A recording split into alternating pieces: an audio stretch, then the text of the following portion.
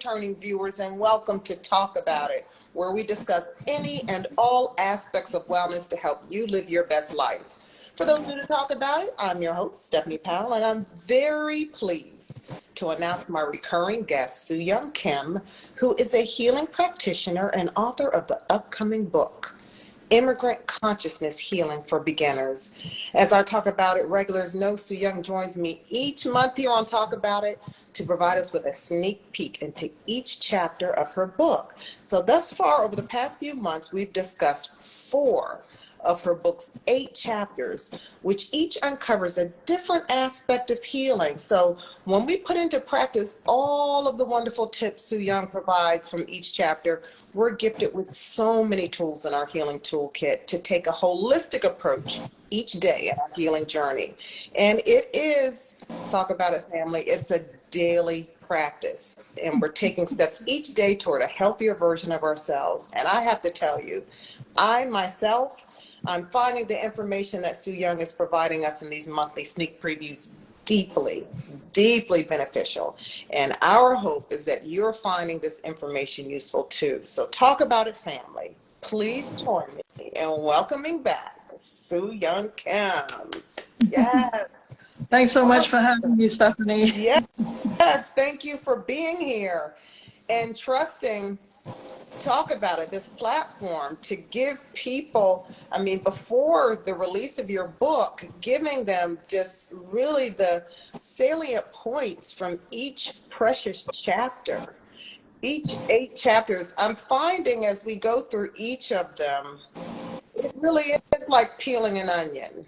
You know, we're peeling back the layers and layers and layers, because healing is a multifaceted type of process. Yes. And that's what I really love about what you're providing for us, Sooyong, from your book, Immigrant Consciousness Healing for Beginners, is that you're looking, 8 chapters, and each one explores a different aspect of healing. And, you know, in a way that, you're a healing practitioner. So this is what you do for a living. So you have been in this healing world for such a long time, and you've seen so many aspects of it that you're drawing upon that wisdom in each chapter. And it's something I can truly feel as I go through the information. And I'm hoping that our viewers can feel that too. So today we are officially at the halfway point, and after today's discussion, we'll be over the hump. Today we're talking about chapter 5. Creativity is crucial. It's crucial. You pull no punches. You're not shy about letting us know, just by the very title, just how important creativity is to our lives, to our well-being. And what we're going to do today, Sooyong, is that I'm doing the research. In addition to your content, I just did a deep dive on just creativity, and I saw a wonderful quote on the subject. And during our discussion, I'll be referencing some of those quotes, getting your insights on that, but having your responses, of course, come from the context of what you're sharing in this Creativity is Crucial chapter.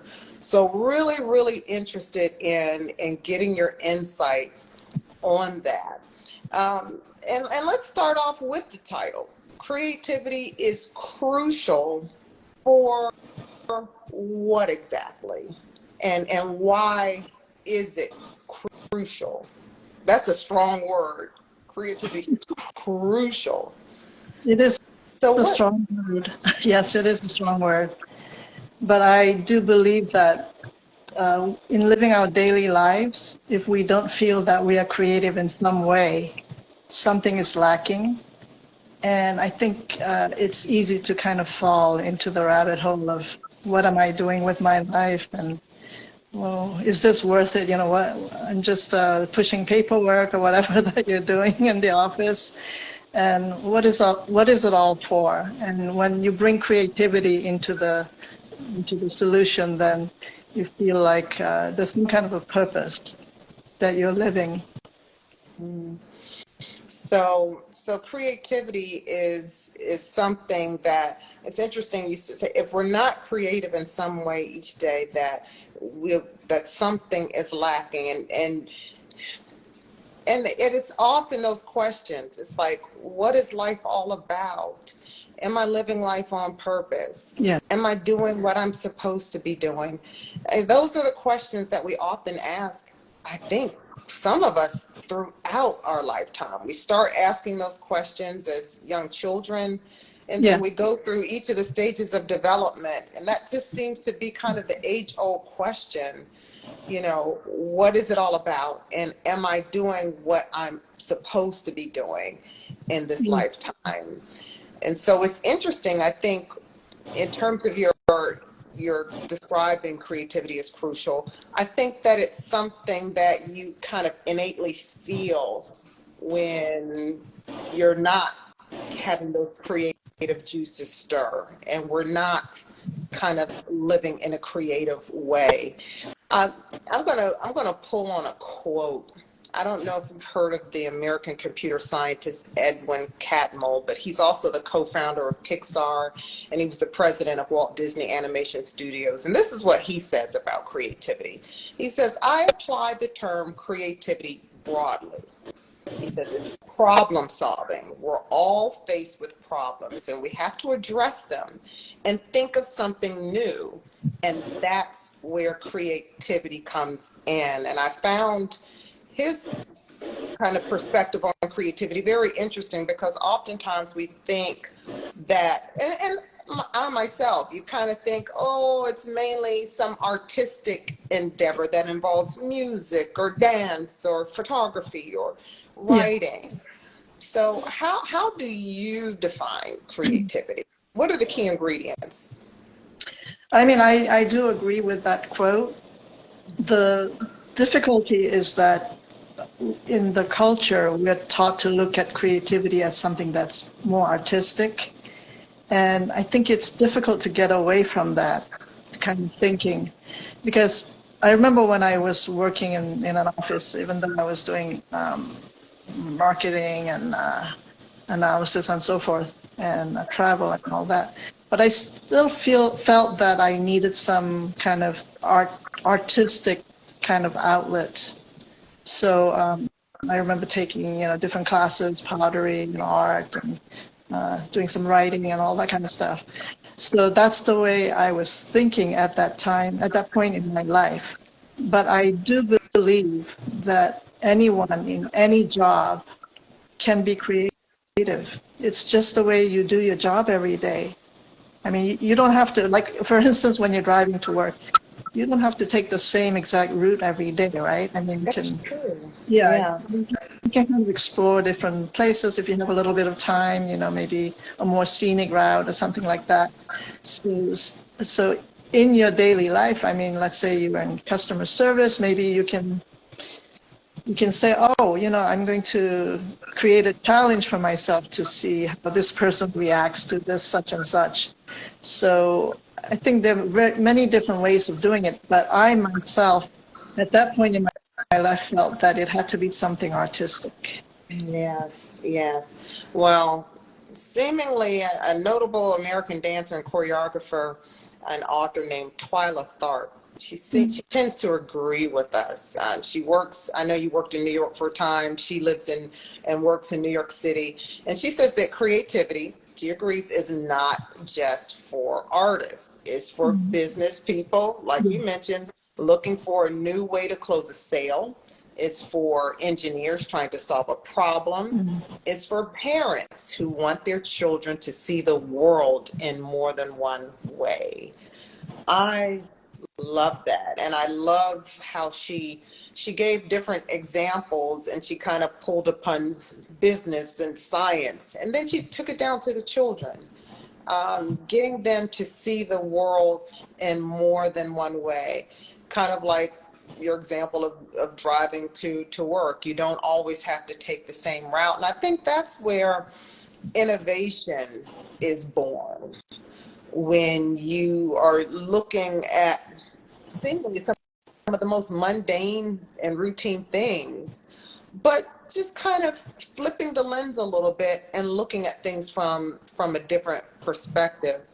Think, talking about the kids, what should parents or family members or teachers or mentors do to encourage creativity in children? Because it seems that so many of us, out of a sense of safety, we lean more on influencing children to conform to societal norms or established practices. We don't teach them to color outside of the lines and explore new ideas. And the irony is, and I just love observing children, the irony is that they're so naturally curious. I mean, by their very nature, and they're often asking why. I mean, they're challenging the norms. And you may explain, oh, this is, and then they'll ask, well, why is that? They'll just keep asking why. They're naturally curious, and again, I think out of a sense of protection, we don't encourage them to be innovative and to be creative thinkers and doers. We teach them to conform, to follow the rules, and I do think on some level, it is responsible to kind of teach them, certain guidelines about life for their safety. But, outside of that, how can we help our kids to be creative? I mean, I think it's very difficult. I mean, I don't have any children, but I spent a week with my three nephews who are teenagers out in California a couple weeks ago. And how was that? Are they a creative bunch? They're creative guys? Well, I mean, I think they can be. I mean, I actually got them to do some painting on the house trim on the outside. I mean, I think the only reason that it worked is that I'm not their parent. Oh, that's interesting. So they felt safer, they felt freer. Yeah, I mean, they've never done it before, so I was kind of teaching them, how to scrape and sand and all that, and tape and paint. And they actually said that the painting was pretty good. I mean, because all of them are actually good at art, and so they painted before. So they said, oh, that's not so bad, because they're thinking that this is like exploiting child labor or something like that, right? Like, you're making me do this in the summer when I'm supposed to be playing games all day. What are you doing to me? Oh my goodness! Oh boy! Teenagers. I mean, they're a real challenge. I mean, I think I think when you're younger, one day younger, you can maybe kind of give them some projects to work on, or get other people to do projects with them or something like that, some kind of a summer camp or whatever, day camp. But I think it's quite challenging. I mean, I'm not going to say that I'm an expert on teenagers. Yeah. I think it challenges most parents or guardians or family members, and I think that's the age of serious questioning. Yeah. And that's when they're really kind of starting to invoke, their independence, of thought in a way. And they're, So, I mean, I think maybe with that, they are kind of on their own. They're kind of wired as teenagers to start kind of challenging the establishment. To leave the nest. Yes, indeed. But I don't know if that kind of continues once you kind of get to college age. I don't know. It seems like there might be kind of more of an arc where you're getting into conformity. It's like, get the degrees, get the job, and you're just kind of following a certain checklist. Yes. Roadmap.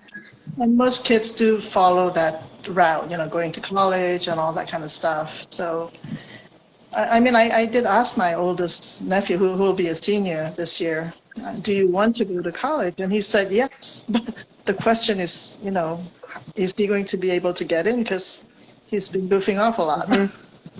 Yeah. So I don't think it would harm him to work for, if he doesn't get into, work for a year and just apply again and, learn from that experience.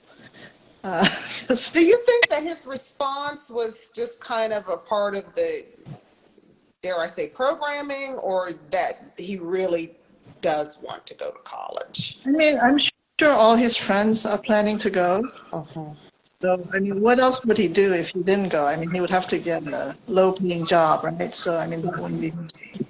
Mm-hmm. And then for the rest of his life, I mean, nowadays it's kind of hard to get a good job without a college degree. So, yeah. I mean, unless you have a really good skill, Mm-hmm. that kind of thing. But I don't think he's interested. I think he's interested in playing a lot of games. So.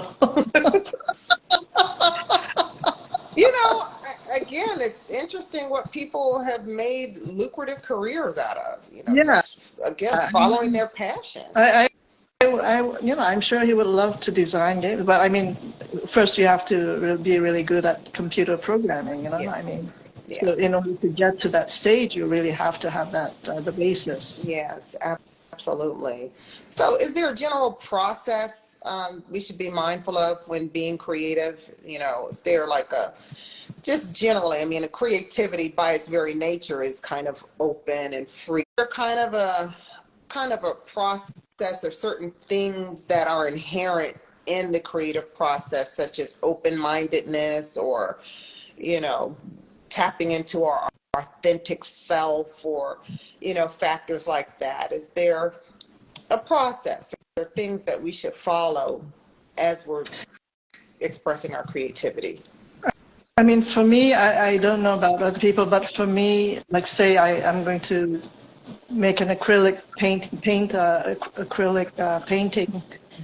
I kind of get into like a zone, a little bit of a meditative state, and then I find that it just kind of happens automatically. And the same thing, like if I'm improvising on the piano or something, you have the basis of the song, but then within that basis, you can just kind of play like different notes. So, but you kind of get into I would call it a flow state. You've heard that term before. Mm-hmm. Yes. Yeah, like a lot of athletes, and that guy, Sitchan, I can't pronounce his name, the guy who came up with that term of flow, where you get into that state where you feel like, wow, everything's just flowing so well. I mean, athletes get into that when they're performing well. Mm-hmm. How do we, so is meditation the only way to kind of get into the flow or get into that state you're speaking? I don't think so. I think some people are they naturally get into that. I mean, and probably because they practice a lot. Maybe it's a sport or something, and they've really practiced a lot so that it's very easy for them to get automatically into that state where, I'm on now, that kind of thing. Mm-hmm. But I think it's I think my process, it kind of depends on the mood and depends on what I'm attempting to create in terms of how I get into the zone. It may vary. A German-American social psychologist and psychoanalyst Eric Fromm says creativity requires the courage to let go of certainties. And, listening to his quote, it made me think of the days when my mother and I ran an arts camp every summer at a college where my father was president of a college in rural South Carolina. And our goal was to expose young children who didn't have access to things that I did growing up in Washington, D.C., the Kennedy Center and all the wonderful art centers. And it was to expose children in the rural South to the arts. And so our camp covered choral music and dance and theater and such. And it had an academic component as well. But my mother was the camp director. I was the assistant camp director and choreographer. So we had 3 groups of kids. We group them in beginners, intermediate, and advanced by age groups. Okay. And so some summers I would really take it upon myself to teach all 3 groups. Wow. And it was a month-long camp. And so I had to teach multiple dances to these 3 groups within a month's time. And at the end of the camp, we had an end of camp extravaganza where we showed the parents and friends all the great things that the kids learned in camp. So I mean, I had to really let that creativity flow, and I would go home and it's like, oh my goodness, I have 3 classes tomorrow, and I have dances to teach in a finite period of time. And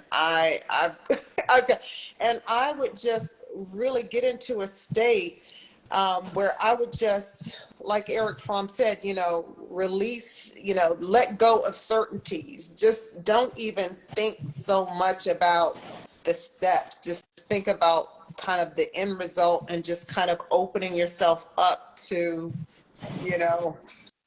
to the universe. Yeah. And I almost felt like the steps were channeled through me in a way. I was going to say that word channel.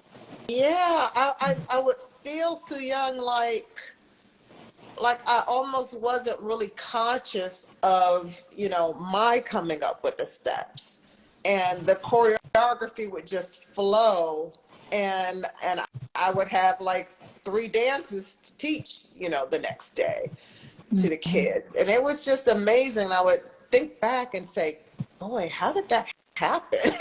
I just felt like it just moved through me. Yeah. And that would always be, but there was just kind of a releasing, just not really trying to control the process, but just kind of opening myself up and just releasing, and it just would flow through.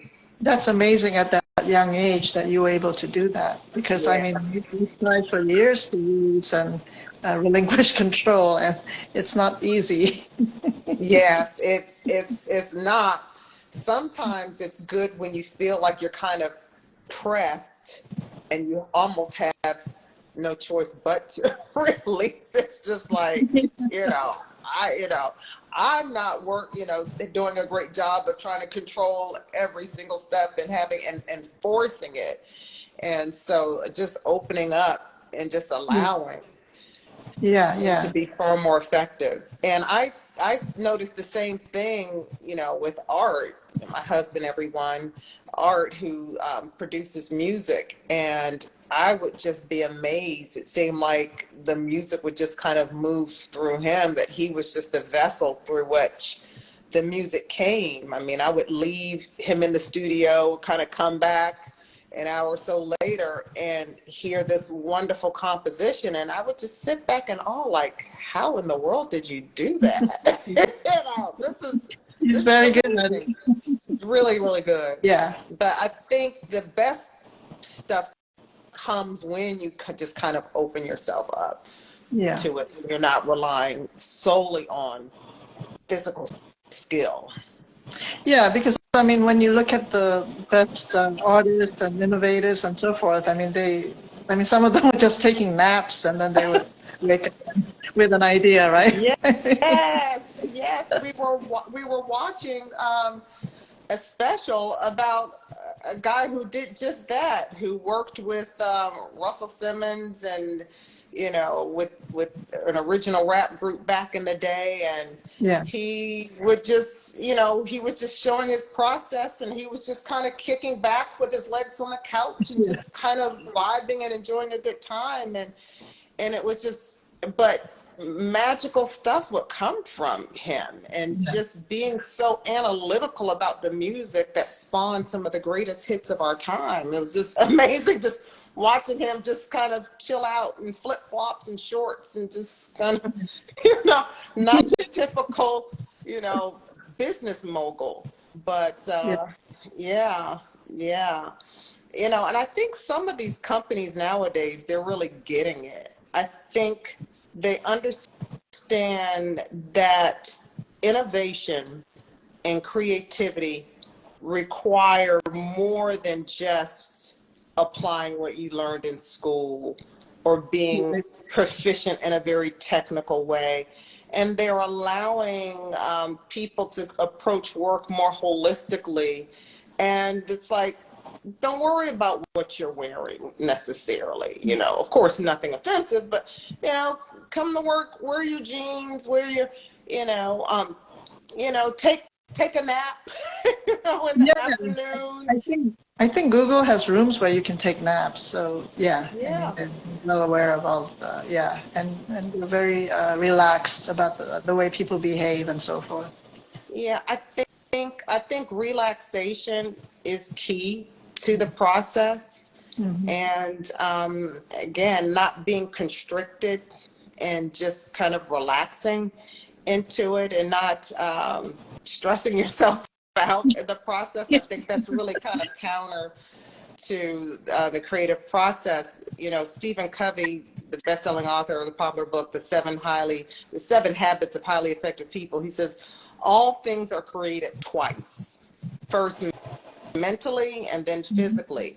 And the key to creativity is to begin with the end in mind. And that's kind of how I was thinking in terms of dance. It's like, okay, I've got to produce this. And then with a vision and a blueprint of the desired result.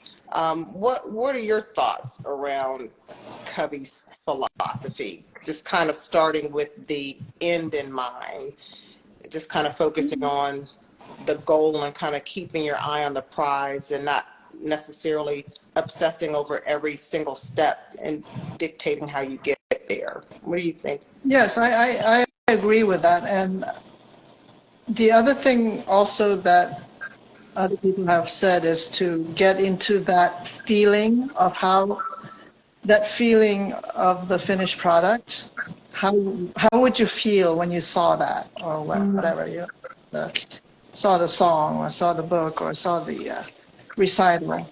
So when you tune into that feeling, then it's much easier to kind of manifest.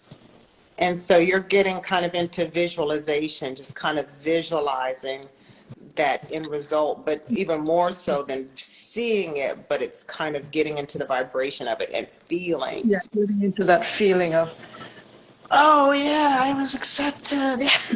Yes. So tell me, Sooyong, I mean, and we've all heard about law of attraction and things like that. I mean, is it something that you apply?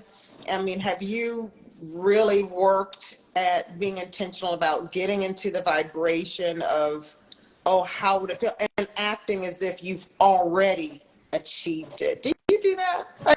I mean, I would say off and on. I mean, I don't really do it consistently. Mm-hmm. Yeah. But when I think about it, sometimes I say, oh, okay, well, that sounds like a good idea. Yes. How about you, Stephanie? It's a work. You're right, because I don't think we're taught to do that. You know, it's just kind of a concept that, you know, maybe 15 years or more, you know, I really kind of first heard about that and got into it. But, you know, even hearing it then, it's something that I've had to really put into practice. I must say, though, when I do it, it does work for me. It really, truly does. And you would think that experiencing that would have me want to replicate that experience over and over and over again. But again, you know, it's a work. It's easy to forget. I mean, you know, you're kind of busy living daily life and kind of whatever. You're worried about certain things, and it's like, I don't have to actually worry about that. But you kind of get into it. And I have to tell you, and Art, who's on this live, can attest to it. I put this into practice just this week. Okay, and for me, when I'm really in that flow, manifestation happens very, very quickly. And there were two key things that I really focused on, and I really got into the vibration of it.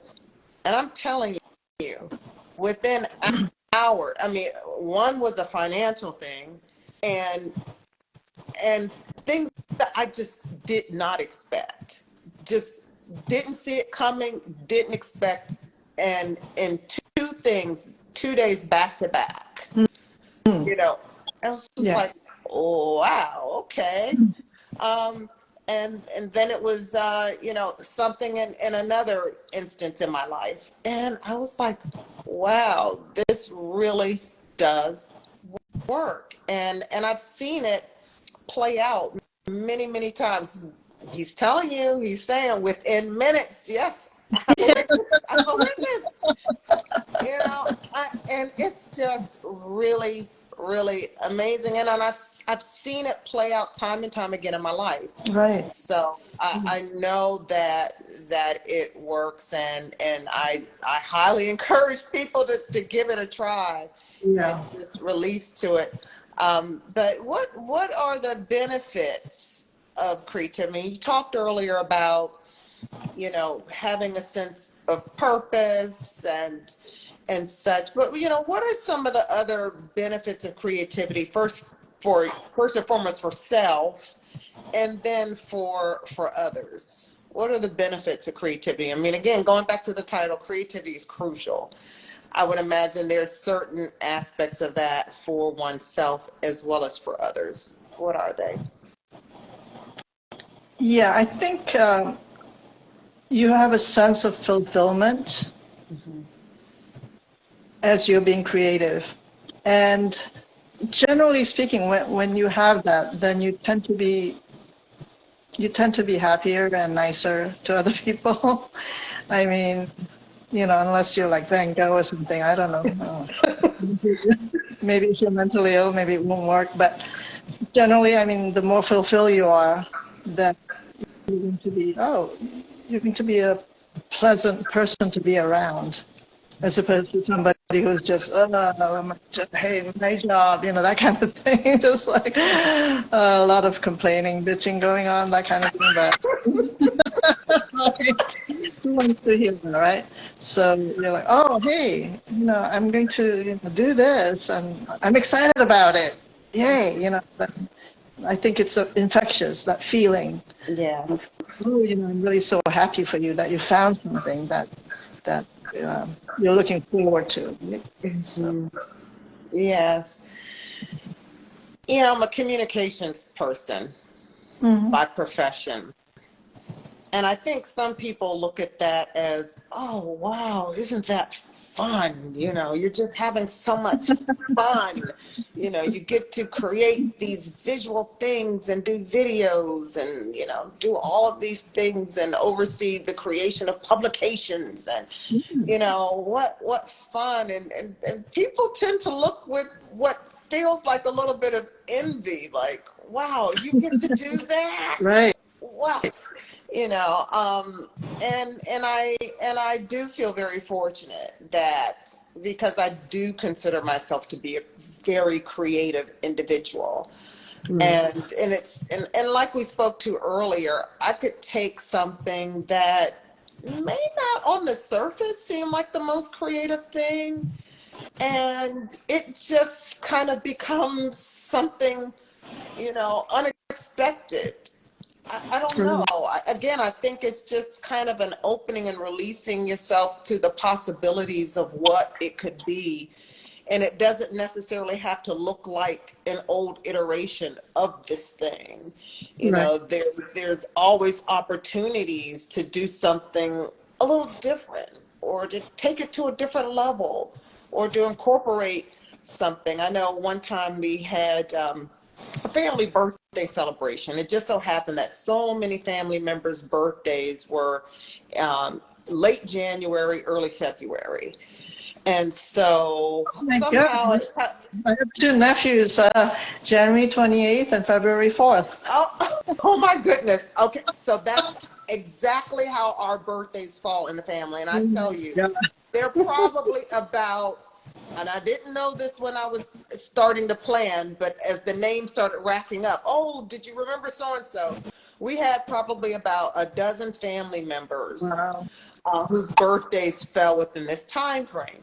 So, hey, it just, it's like, okay, let's just find a restaurant and we'll just kind of rent out one of the rooms, reserve one of the rooms, and we'll all be in there. Sooyong, it turned into a whole thing, let me tell you.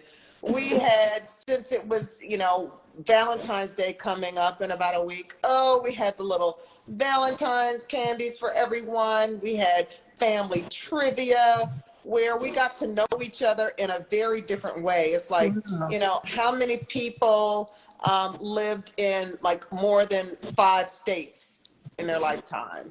And it's like, and then we turned it into a contest. It's like, okay, whoever got the most, highest number of answers correct, wins the prize. And we had a little Visa gift card. I mean, it just became, but the ideas were flowing and the family was just like, oh my goodness, wow. We thought we were just coming to just have dinner and we just had so much fun. But, once the creative juices start flowing, I mean, between Art and myself, I mean, it just turned into something just kind of out of the ordinary. And I think everyone has that opportunity though, to just take something and just make it unique, make it different. Yeah, and you also have ancestral healing going on. When you were talking about the questions, you were asking each other and finding out more about each other's history and so forth. Yes. Everything. Yes. So I think so often, when the people who are looking to say, oh, your job is fun. Well, your job could possibly be fun too, if you kind of change your perspective a little bit. Now, I mean, you can't quite, if you're rocket scientist, I mean, there are just certain things that you have to subscribe to and follow. But I think in most cases, you can infuse some creativity into, your approach or some aspect of your job. Yeah. Even if it's just wearing a crazy pair of socks. It's like, oh, okay, look at these, bring some laughter to the workplace, right? Yes. So let's talk about what are some of the risks of not being creative? I mean, besides,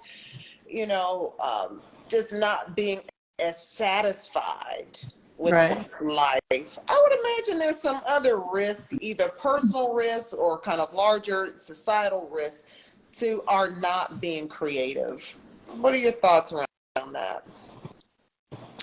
I think it's easy to kind of fall into a pattern and just do the same thing over and over again. And life just gets boring, and I think it's easy to get depressed from that kind of a state. So it's easy to fall into that kind of feeling. Yes. Yeah. It's and so yeah. So what do we do? I mean, with some of the creativity blockers or disruptors that are out there, how can we overcome that? I think sometimes, if you're in a job that you really don't like, it might be worth it to take a look around and see if there's another job in the same company that's a better fit for you. Or just, if you have any suggestions about your job, maybe you can make some suggestions about some changes. I think that, if you don't like the way something is being done, you feel that it's just a total mess, then maybe you can come up with a system, and then you can bring it to management and see if you can make some changes. I think so we're so afraid oftentimes to rock the boat, to go against the general convention of things. But I don't think that, in most cases, I think most employers are reasonable. You won't be penalized for just raising an idea or making a suggestion. Yeah, I think in most cases, I mean, if it's a good suggestion and it would really cut down a lot of work or something, or make productivity better, I think they would be open to it. I mean, if they're not, maybe that's not the right place for you. Mm-hmm.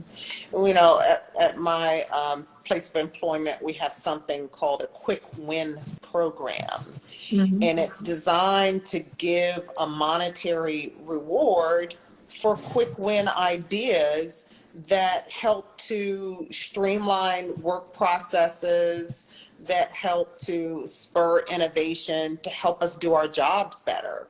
And Yeah. there's a, you know, there's a system. You submit your quick win. It goes through, you know, management review and such, and you have to, you know, show, you know, the benefits of it, and then it's determined whether or not you get the quick win award. But I think things like that are really healthy in a place of employment to kind of spur that creativity, that innovation. Because I think most places claim to want to be innovative. You know, that's kind of the buzzword. Oh, you know, we believe in innovation.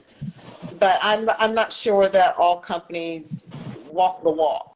They talk the talk, but I don't know that they walk the walk.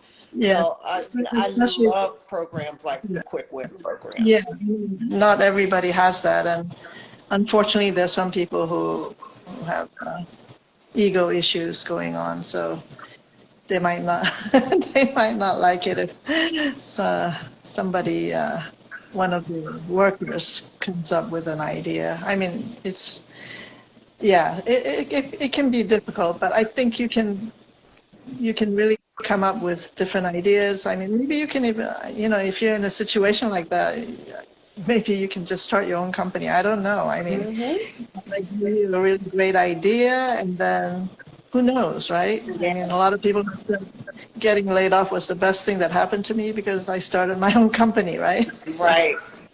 Now, Sooyong, you said ego. You must have heard our Serbian conceptual and performance artist Marina Abramovic, who says your ego can become an obstacle to your work. If you start believing in your greatness, it is the death of your creativity. Right. So, you know, going back to the question of creativity disruptors or blockers, yeah, I think that ego. Ooh, that ego. It's a work in process. What can I say? Yeah. It's a work in process every single day. Yes, it is. I mean, how can we avoid these disruptors and blockers to creativity? I mean, they say the best thing to do is to laugh at it. Yeah. Right? Yes. Well, there you are again. I thought you were gone, but you're back. I like that.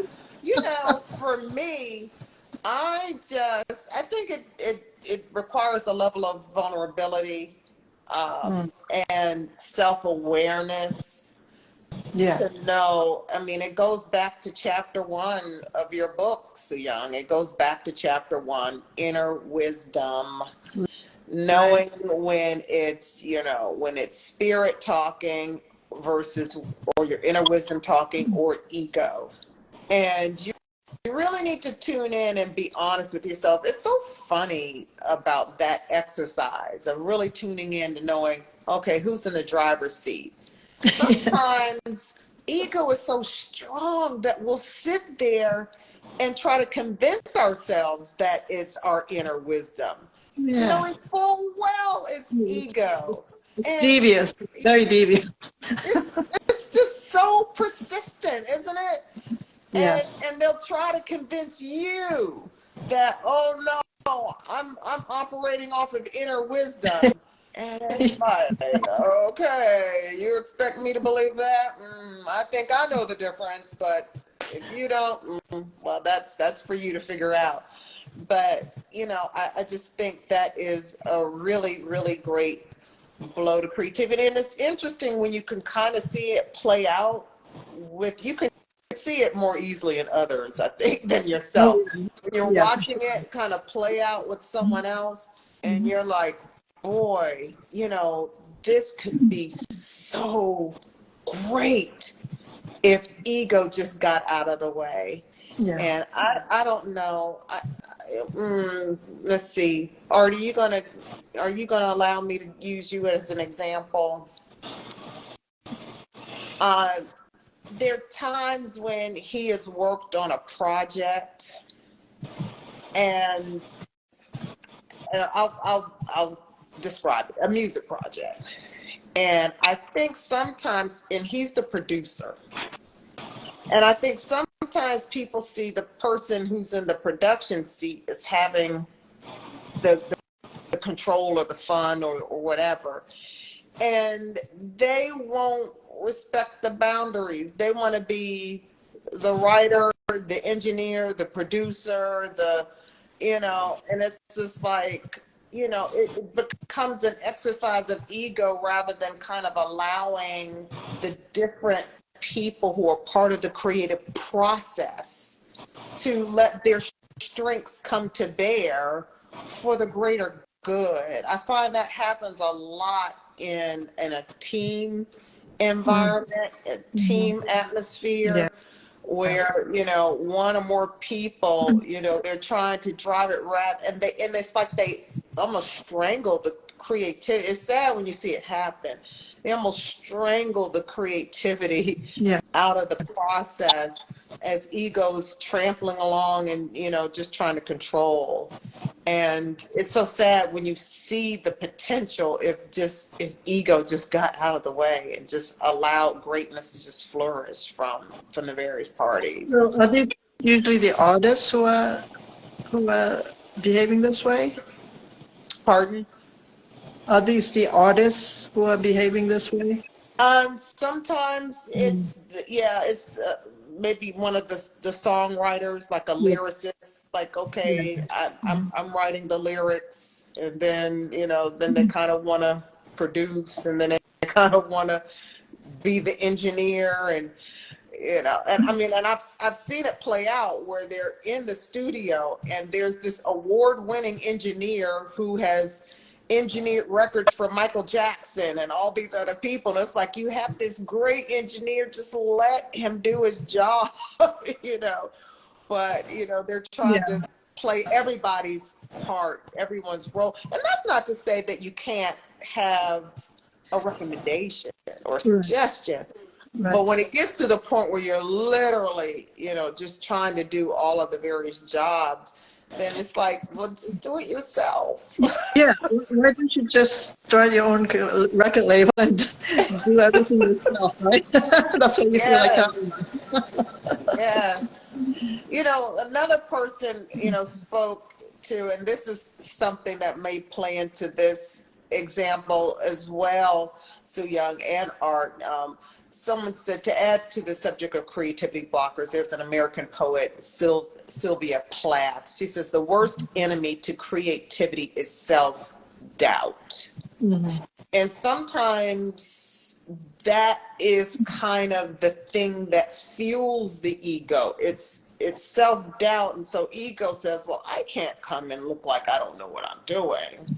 Right. And it's really that self-doubt that's kind of driving it. Yeah, I think self-doubt is another one of those blockers or disruptors to creativity. And you have to just kind of be honest and say, you know what? Out of the driver's seat, you get back there in the back seat.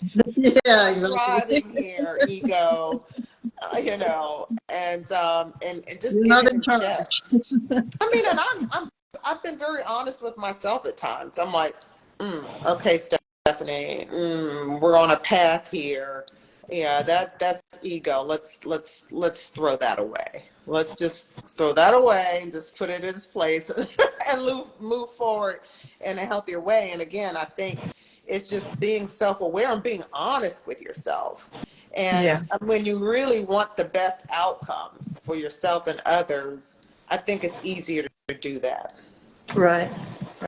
Yes. So what are ways besides meditation and getting into the flow for us to boost creativity? Are there kind of creativity boosters that we can try out, or any exercises? What are your thoughts?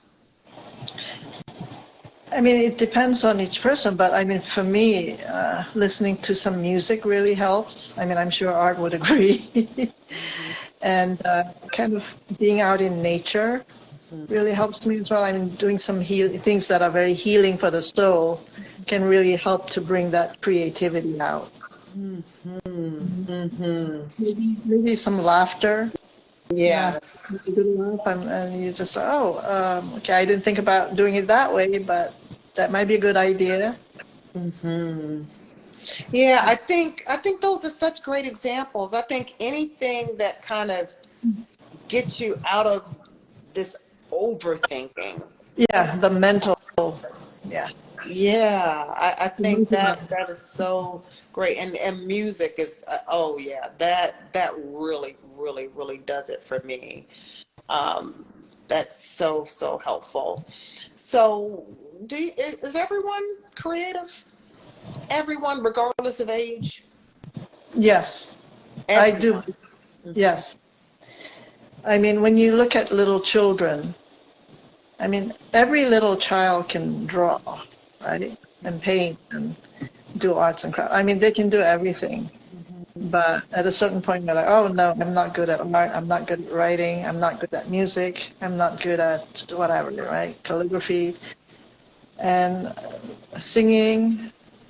I knew somebody who was told that he was a terrible singer. Did I tell you this story? No. I have a friend. I think he was in first grade or something, and this girl, they were singing, and this girl next to him asked the teacher, why is he making that noise? And then the teacher told him to stop singing because he wasn't a good singer. Oh, wow. He thought he was a terrible singer, but then he really wanted to sing. So in high school, he decided to audition for the choral group.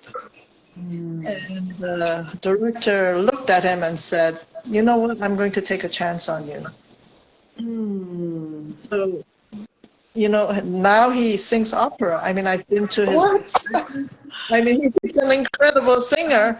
I mean, it's just that we label people just because they can't hold a note the way that we want to, but they can be trained. Their voices can be trained. And we just tell them at a very young age that you can't do this, you can't do that. But I mean, that's really stifling their creativity. Yes. I tell you, it's interesting when, you know, people put limits on others. I just think that's one of the worst things we can do. Your example is really timely with my next quote from the artist Pablo Picasso, who stated that every child is an artist. The problem is staying an artist when you grow up. Yes. So in your friend's example, he was an artist even as a child, and he had that desire, that burning desire in his soul to express himself in that way, you know. And again, as Picasso says, the problem is staying an artist when you grow up. It's hearing that outer chatter from other people, being labeled by others and such. And those are the things that start eroding our healthy belief systems, and we start, you know, adopting other beliefs that then kind of affect our ability to create effectively. So, you know, I think that's the thing too, is just kind of having that positive self-talk. But we don't always have that person like your friend who says, I'm just going to take a chance on you. Yeah. So it's wonderful. And I think we all have an opportunity, you know, to the extent that it's reasonable, to take chances on each other. Right. You know, we all play a part in this. So in terms of the more, you know, the deeper spiritual aspects of this subject, let's talk about creativity as a fundamental aspect of our essence, the essence of our being. Do you feel like each of us is a creator in a spiritual sense? I think we were kind of talking about things just kind of from a human kind of performance sense, but do you feel that we are creators? Yeah. In that deeper, more metaphysical or spiritual sense? Please explain that. Yes, because we are creating our lives every day. I mean, just by the way we are, what we do, the way we behave, we are. It's our life, and we're just okay. This is what's going to happen, and I'm going to do this, and I'm going to do that, and depending on how you look at your life and how you process and release and all that and heal, your life is going to be different. So do you feel that we create our experience, that we're each creating the experience we have each day? Yes. Mm-hmm. You do believe that. And so whether we are cognizant of it or not, whether we're creating deliberately and intentionally, you believe we're still creating through our energies, through our beliefs and such, that we're creating, that sometimes we're just not deliberate creators, but we are creating this experience whether we know it or not. Yeah, I mean, we are always creating, but it's just the subconscious stuff that we're not aware of is creating things we don't really want, right? If the more aware we become of our subconscious, then the more we heal. We're going to bring peel off all the layers, and the more we get to the root, the core, and your life. I mean, you'll be creating more intentionally, rather than just like, oh no, I got into this and I got into that, and my life is so dramatic, and I hate this person and I hate this person, and he did this to me and she did that to me. I mean, then you're just creating from your subconscious, and you're kind of really unaware of what's really going on. But the more you're aware of it, then when something happens, then you'll say, okay, well, I think I know why that happened. Mm-hmm. And I'm trying to do that more and more, is being not only a doer but an observer, right, of my life, and just really looking at, okay, this is what's playing out. And then some things it's like, okay, great, let's continue doing more of that. And then other things it's like, no, we need to make some shifts. But again, I think it's just being observant and being honest with yourself and putting in the work.